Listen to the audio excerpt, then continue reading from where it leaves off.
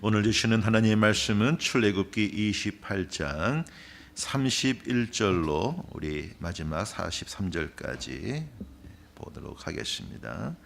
너는 에봇 받침 겉옷을 전부 청색으로 하되 두 어깨 사이에 머리 들어갈 구멍을 내고 그 주위에 갑옷깃같이 깃을 짜서 찢어지지 않게 하고 그 옷 가장자리로 돌아가며 청색, 자색, 홍색 실로 석류를 수놓아 금 방울을 간격을 두어 달되 그 옷 가장자리로 돌아가며 한 금방울 한 석류 한 금방울 한 석류가 있게 하라. 아론이 입고 여호와를 섬기러 성소에 들어갈 때와 성소에서 나올 때에 그 소리가 들릴 것이라. 그리하면 그가 죽지 아니하리라. 너는 또 순금으로 패를 만들어 도장을 새기는 법으로 그 위에 새기되 여호와께 성결이라 하고 그 패를 청색 끈으로 관 위에 매되 곧 관 전면에 있게 하라. 이 패를 아론의 이마에 두어 그가 이스라엘 자손이 거룩하게 드리는 성물과 관련된 죄책을 담당하게 하라.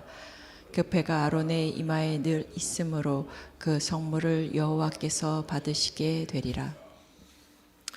너는 가는 배실로 반포 속옷을 짜고 가는 배실로 관을 만들고 띠를 수놓아 만들지니라. 너는 아론의 아들들을 위하여 속옷을 만들며 그들을 위하여 띠를 만들며 그들을 위하여 관을 만들어 영화롭고 아름답게 하되 너는 그것들로 내 형 아론과 그와 함께한 그의 아들들에게 입히고 그들에게 기름을 부어 위임하고 거룩하게 하여 그들이 제사장 직분을 내게 행하게 할지며 또 그들을 위하여 배로 속바지를 만들어 허리에서 두 넓적다리까지 이르게 하여 하체를 가리게 하라. 아론과 그의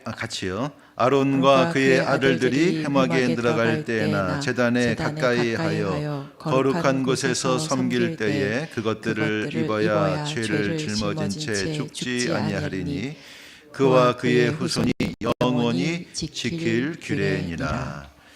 아멘. 주님의 말씀입니다. 자, 우리 출애굽기 28장의 말씀은 제사장의 이 옷에 대한 규례의 말씀이에요. 여러분 쭉 이렇게 자세히 읽어보시면서 어떤 생각이 드십니까? 그냥 뭐 옷이면 그냥 간단하게도 할 수 있을 텐데 굉장히 자세하게 하나님은 이 제사장, 특히 대제사장의 이 옷에 대해서 디자인을 해주시는 것을 볼 수가 있습니다. 우리 하나님은 참 섬세하신 분이시고 정말 아주 뛰어나신 디자이너이신 것 같아요. 저희가 이제 본 것처럼 크게 한 7가지 정도로 대제사장의 옷을 나눠볼 수 있을 것 같습니다. 맨 겉부터 안으로 이렇게 순서를 생각해 보면 가장 앞에 겉에 있는 게 뭐였습니까? 판결 흉패가 있습니다. 그래서 이 우림과 둠밈을 넣는 주머니, 이 판결 흉패가 있고 또 12개의 이스라엘의 이름을 새겨놓은 12개의 보석이 박혀 있었죠. 그리고 그 흉패를 다는 것이 뭐라고 했습니까? 에봇이라고 했습니다. 그래서 앞치마 모양의 에봇을 입었습니다. 그리고 오늘 나오는 이 말씀이 바로 에봇을 받쳐주는 겉옷이다. 이제 이렇게 되어 있는데요. 31절을 보면 에봇, 받침, 겉옷 이렇게 이제 이름을 붙이고 있습니다. 이 말은 밖에 에봇을 받추어주는 겉옷이다. 겉옷이라고 하는 것은 안에 또 옷이 있기 때문에 그런 겁니다. 그래서 에봇, 받침, 겉옷 세 번째 것이 되겠고, 네 번째는 우리 오늘 말씀 뒷부분에 나오는 이 속옷입니다. 통으로 짠 이 소, 통으로 짜서 이렇게 속옷에 대한 말씀이 반포 속옷이라고 되어 있죠. 39절에 반포 속옷이 있고, 자 그리고 또 가장 이제 하체를 가리기 위해서 허리에서 넓적다리로 내려오는 그 하체를 가리는 속옷에 대한 말씀도 있습니다. 속바지가 되겠죠. 속바지가 있고, 이것이 이제 일종의 옷이 되겠고, 이 옷을 이렇게 묶어주는 반포 속옷을 묶어주는 띠가 있고, 또 에봇을 묶어주는 띠가 있었다 그랬습니다. 두 개의 띠가 있습니다. 그리고 이제 머리에 쓰는 뭐가 있어요? 관이 있습니다. 근데 이 머리에 쓰는 이 관의 앞에 오늘 말씀 보면 순금으로 패를 만들어서 이마에 붙이라 이렇게 말씀하셨습니다. 그래서 순금으로 이게 관을 해서 그 관에는 여호와께 성결 혹은 여호와께 거룩이라는 글자를 새겨서 하나님 앞에 서라 하시는 것을 볼 수 있습니다. 참, 네. 한번 상상을 해보시면 제사장이 얼마나 한번 제사를 드리려면 이 옷을 다 챙겨 입고 이렇게 막 하지 않았겠습니까? 정성을 다해서 하나님 앞에 서는 것을 볼 수 있습니다. 그리고 정성을 다하는 정도가 아니라 잘못하면 죽어요.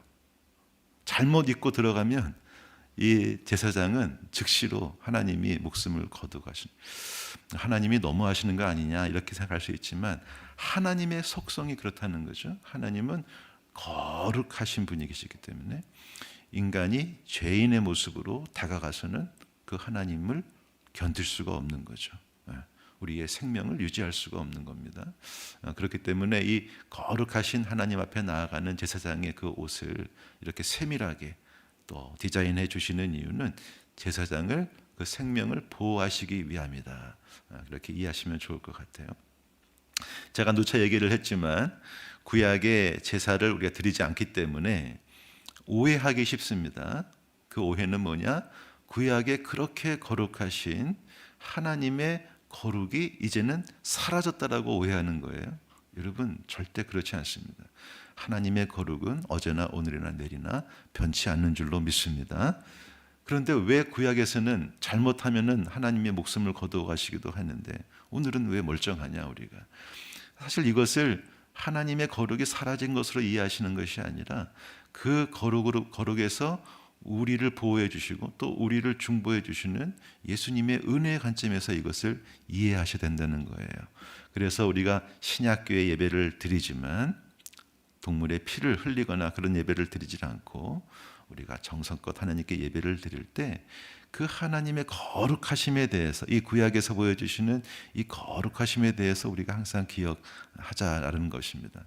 야, 나 같은 죄인을 저 거룩하신 하나님의 그 임재 앞에 그 보좌 앞에 이렇게 나갈 수 있는 하나님을 배울 수 있는 은혜를 주신 그 예수님의 그 십자가의 은혜를 항상 그렇기 때문에 우리가 생각하고 기억하고 감사해야 할 줄로 믿습니다. 자, 그래서 오늘 말씀 한번 쭉 보겠습니다. 에봇 받침 겉옷을 어떻게 만들라 하셨나? 자, 모든 31절을 보면은 어떤 색깔로 만들라? 청색으로 만들라 했습니다. 여기 청색이라는 것은 하늘색이죠. 그래서 청색은 하나님을 상징하는 겁니다. 하늘을 상징하는 겁니다. 그래서 제사장은 우리 그런 얘기했습니다. 백성을 위하는 사람을 위하는 사람이라고 생각하지만 근본적으로는 사람을 위한 사람이 아니라 하나님을 섬기는 하나님을 위해 세움받은 사람이다. 그런 얘기 우리 했었는데 바로 이 청색이 그것을 상징한다고 할 수가 있겠습니다. 32절을 보면 두 어깨 사이에 머리를 낼 수 있는 구멍을 뚫게 하시고 그 주위에 깃을, 그러니까 이제 이 옷깃이죠. 찢어지지 않도록 두 겹으로 혹은 뭐 세 겹으로 겹을 겹겹이해서 짜라 이렇게 말씀하십니다. 33, 34, 35절은 이 에봇 받침 겉옷의 맨 밑에 이 뭐 일종의 치마가 아니겠습니까? 이 치마의 맨 밑에 뭐를 달라 하시냐면 석류, 아마 석류 열매를 말하는 것 같아요. 석류 열매에다가 청색, 자색, 홍색 실로 이렇게 술을 놓고 그래서 그 석류 열매를 그 치마 가장자리에 달라는 거죠. 몇 개를 달라는지는 우리는 몰라요. 개수는 안 나옵니다. 달아. 그리고 그 순서가 있는데 석류를 달고 그 옆에는 뭐를 달아라? 방울을 달아라. 또 석류를 달고 방울을 달고 석류. 이런 식으로 그 치마 주위를 장식하게 하는 것을 볼 수 있습니다. 이 석류라는 것은 뭐 해석하기 나름일 텐데 사람들의 학자의 말에 의하면 하나님의 말씀, 하나님의 풍요로운 말씀을 상징하고 석류는 소리를 낼 수 없잖아요. 방울이 소리를 내주면서 하나님의 말씀이 들려지는 것을 상징한다. 뭐 이렇게 해석합니다. 이 금방울을 달아라 하셨는데요. 여기에 이제 무서운 말씀이 나오는 거죠. 35절을 보시면 이 아론이 입고 여호와를 섬기러 성소에 들어갈 때와 성소에서 나올 때 그 소리가 들릴 것이라. 그리하면 뭐 하리라? 그가 죽지 아니하리라. 근데 이제 개역 성경의 번역이 약간 좀 오해 여지가 있는데요. 소리가 들릴 것이라 그리하면 죽지 아니하리라. 다시 말하면 방울이 소리를 내기 때문에 죽지 않는다, 이렇게 이해하기 쉬운데 원문에는 그리하면이라는 접속사가 없습니다. 그냥 간단하게 소리가 들릴 것이다, 그가 죽지 아니할 것이다, 이제 바로 이렇게 되는데, 이 방울 소리가 죽음을 막아주는 역할을 한다는 것이 아니라, 방울 소리가 들린다는 것은 성소 안에 그 제사장이 살아 있다는 증거죠. 다른 사람은 못 들어가요. 그냥 밖에서 들을 때 딸랑딸랑딸랑 소리가 들리면 우리 제사장님이 지금 제사를 잘 드리고 계시는구나. 이제 살아 있다는 것을 알려주는 일종의 신호가 되는 것이죠. 그런 의미에서 이 말씀을 이해하시면 됩니다. 방울이 죽음을 방지하는 거 아닙니다. 그 안에서 하나님의 명령대로 제사를 잘 지키는 그것을 밖에서 소리를 통해서 확인을 할 수 있다는 말씀이죠. 그럼 살아 있다는 거예요. 거기에 성경에는 나오지 않지만 이렇게들 얘기합니다. 그 당시에 제사를 드릴 때 이 방울만 단 것이 아니라 발목에 줄을 달아가지고 이렇게 줄을 메고 들어갔다는 거예요. 그래서 방울 소리가 안 들려. 그럼 어떻게 된 거예요? 제사장이 죽은 거 아닙니까? 근데 끝낼 수 있어요, 없어요? 큰일 나죠. 끝내려고 들어가면 그 사람도 죽거든요. 그러니까 어떻게 하는 거예요? 줄을 당겨서 그 시체를 끄집어냈다라는 거죠. 지금으로서는 상상할 수 없는 것인데 충분히 그럴 수 있었겠다. 이 제사라는 게 이렇게 정말 사람이 살고 죽는 참 이 엄숙한, 정말 거룩한 것이었다라는 것을 알 수가 있습니다. 자, 그 뒤에 36, 37, 38절에 말씀드린 이 패가 나오는데요. 순금패를 이렇게 인을 찍는 방법으로, 도장을 새기는 방법으로 새기게 하시고 여호와께 성결이라고 하고, 또 청색이 나옵니다. 청색으로 관에 전면에 매게 하라. 자, 그 다음에 중요한 말씀이 나오는데 38절입니다. 이 패를 아론의 이마에 두어 그가 이스라엘 자손이 거룩하게 드리는 성물, 제물이죠. 동물 제물이죠. 이 성물과 관련된 죄책을 담당하게 하라. 그 패가 아론의 이마에 늘 있으므로 그 성물을 여호와께서 받으시게 되리라. 여러분 이해되십니까? 이스라엘 사람들이 제물을 어떻게 바쳤는지 우리 나중에 이제 나오겠지만, 만약에 속죄제를 드린다 했을 때 그 사람의 죄가 어떻게 속해지냐면, 이 제물을 끌고 와서 그 소나 양이나 염소의 이마에 손을 얹게 하고 나의 죄가 그 동물에게로 전이하게 합니다. 그리고 나서 이 제물을 죽이고 그 제물의 피와 이것을 가지고 제사를 드린다는 거예요. 그래서 이 제사에 드려지는 제물은 다 죄로 오염된 동물이죠. 근데 그것을, 그 동물을 제사장이 이제 만지기도 하고 이렇게 하게 되면 제사장도 그 죄로 오염이 되는 것이 맞는데, 오염이 된 상태로 거룩한 성소에 들어가게 되면 살아날 수가 없죠. 그럴 때 그것을 막아주는 것이, 그 죄로 인한 죽음을 막아주는 역할을 하는 것이 뭐냐? 바로 이마에 붙인 순금패. 그 순금패에 써 있는 여호와께 성결, 코데시 라 예호와라고 하는 그 글자, 그 패가 그것을 막아준다는 거예요. 바로 그 말씀이에요. 그래서 그 성물과 관련된 죄책을 담당하게 하라. 성물을 하나님께서 받으시리라. 이렇게 되는 거죠. 딱 이게 누구의 예표일까요? 바로 우리 예수님의 십자가의 은혜를 예표하는 거예요. 우리 모두는 죄인이고 이 죄인된 상태로 거룩하신 하나님께 나아갈 수 없는데, 우리 예수님께서 우리의 죄가를 다 지시고 우리의 죄책을 다 짊어지시고 십자가에 단번에 들이시는 완전한 제물이 되심으로 이제 우리가 거룩하신 하나님께 나아갈 수 있게 되었다라는 것입니다.